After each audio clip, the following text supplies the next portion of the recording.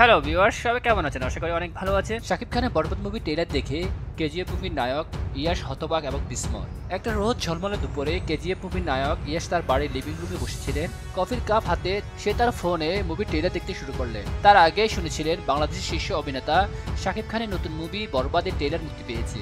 ইয়াশ, যিনি ভারতের সিনেমা ইন্ডাস্ট্রিতে সেরা খ্যাতি অর্জন করেছেন, দেশের চলচ্চিত্রের প্রতি তার শ্রদ্ধা ছিল, তবে বিশেষভাবে বাংলাদেশি সিনেমার প্রতি তার এক ধরনের কৌতূহল ছিল।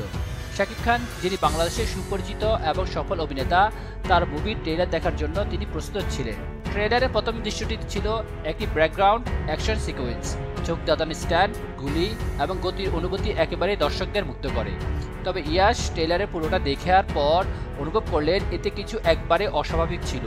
যতটুকু তিনি জানতে পেরেছিলেন, বরবাদ সিনেমাটি একটি হালকা রোমান্স এবং অ্যাকশন থ্রিলার। শাকিব খানের চরিত্র ছিল এক অস্বাভাবিক যুবকের, কিন্তু সিনেমাটি ট্রেলারের মধ্যে ইয়াশ খুঁজে পাচ্ছিলেন কিছু অপরিচিত কিছু, যা তার ভাবনা পাল্টে দিয়েছিল। ট্রেলার শেষ হওয়ার পর এক মুহূর্তের জন্য ইয়াশ স্তব্ধ হয়ে যান। তিনি বুঝতে পারছিলেন না এটা কী ধরনের সিনেমা হতে যাচ্ছে। প্রথমবারের মতো তিনি এমন কিছু দেখলেন যা তার নিজস্ব কেজিএফ ছবির স্টাইলের থেকেও পুরোপুরি আলাদা। সেখানে কোনো কিছু সহজ নয়, প্রতিটি দৃশ্যই পরিপূর্ণ, পেশাদার এবং বিপুল বাজেটের চিহ্ন বহন করেছিল। সিনেমাটি ছিল একবারে নতুন দৃষ্টিতে, যেখানে পটভূমি ছিল বাংলাদেশি মঞ্চে। এটা তো একেবারে অদ্ভুত। ইয়াশ নিজের মনে ভাবলেন, আমি যা ভেবেছিলাম তা একেবারে ভিন্ন। এটা তো আরও বড় ও কঠিন মনে হচ্ছে, কিন্তু কিভাবে এই ধরনের সিনেমা আসবে এটা তো ভাবতেও পারিনি। সেদিনের পর ইয়াশ বারবার ওই ট্রেলারটি দেখেছিলেন। তিনি অবাক হচ্ছিলেন কিভাবে শাকিব খান তার অভিনয় দক্ষতার সাথে এমনকি শূন্যস্থান থেকে এত বড় একটা ছবি তৈরি করেছে। ট্রেলারটি দেখে তাকে মনে হচ্ছিল যেন একজন নির্ভীক যোদ্ধা নিজে অস্ত্র হাতে নেমেছে পৃথিবী জয়ের জন্য। যদিও কেজিএফের মতো বড় বাজেটের ছবি তিনি নিজেও করেছেন, তবুও শাকিব খানের মুভি দেখে তার মনোভাব বদলে গিয়েছিল। এমন একদিন এসেছিলেন যখন ইয়াশ নিজের সহ অভিনেতা এবং বন্ধুদের সাথে এই বিষয়টি নিয়ে আলোচনা করছিলেন। বাবা, আমি শাকিব খানের বরবাদ মুভির ট্রেলার দেখলাম, আমি হতবাক।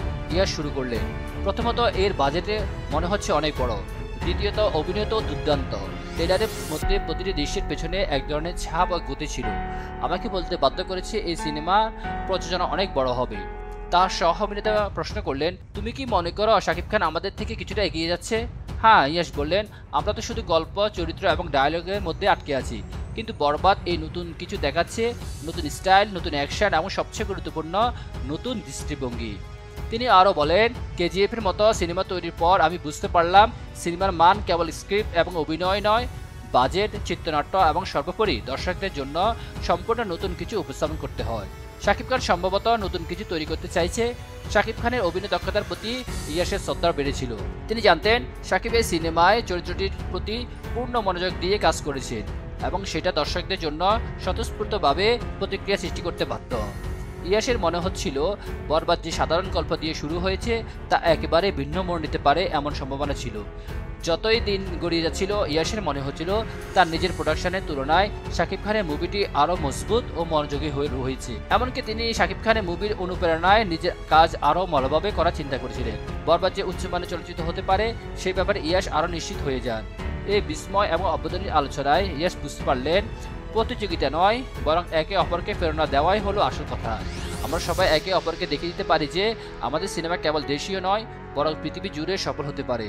শেষে ইয়াশের মনে হলো বরবাদ মুভিটি শুধু তার অভ্যন্তরীণ উত্তেজনা তৈরি করেনি, বরং তাকে আরও ভালো কাজ করতে অনুপ্রাণিত করেছে। ভিউয়ার্স, আপনাদের কি অভিমত তা অবশ্যই আমাদের কমেন্ট সেকশনে পাঠিয়ে দিন। পরবর্তী আপডেট পেতে আমাদের সাথেই থাকুন, চ্যানেলটি সাবস্ক্রাইব করে দিন। ধন্যবাদ।